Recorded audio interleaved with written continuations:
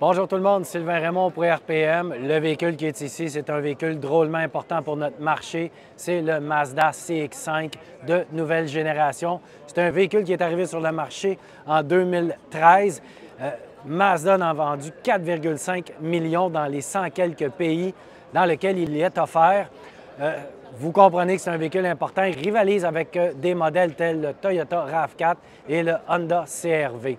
Pour 2026, la troisième génération apporte des changements très importants. Nouveau design, c'est très visible à l'avant. Sur les côtés, on a haussé l'épaulement du véhicule tout en réussissant à abaisser son centre de gravité. Avant d'aller plus loin, je vais vous parler de la mécanique. On a reconduit le moteur de 2,5 litres.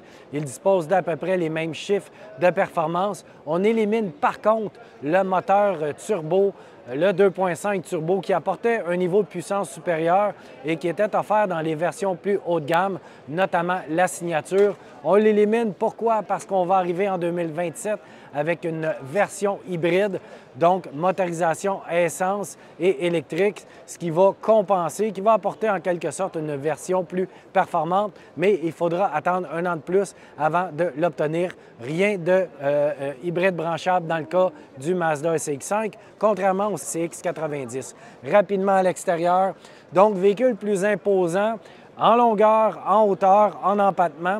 Ça l'a surtout permis d'aller chercher plus d'espace à l'intérieur. Je vais y revenir. Si on s'approche ici à l'arrière, on va avoir quelque chose d'intéressant.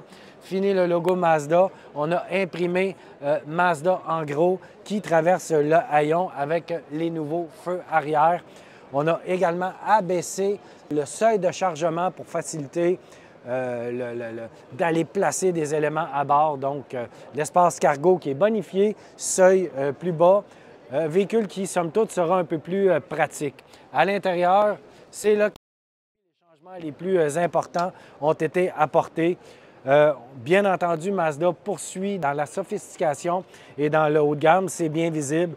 Les sièges en cuir. Nouveau tableau de bord vraiment épuré. On a éliminé beaucoup de commandes. Un nouvel écran tactile pour le système d'infodivertissement, 15,6 pouces. Ça fait du bien. C'était vraiment l'élément manquant chez Mazda, surtout dans le cas du CX-5. Donc, on a un nouvel écran beaucoup plus imposant. Il est tactile. Et si vous trouvez que ça ressemble un petit peu à Toyota, vous avez raison. Les deux constructeurs ont travaillé ensemble dans le développement de ce nouvel écran. Nouveau volant. Également, ici, au lieu de l'emblème, on a l'inscription Mazda. On a décidé de conserver le levier d'embrayage classique plutôt que d'utiliser des boutons. Mazda croit que c'est beaucoup plus intuitif, plus naturel pour le conducteur. C'est un véhicule qui va arriver chez nous dès l'an prochain, début d'année 2027.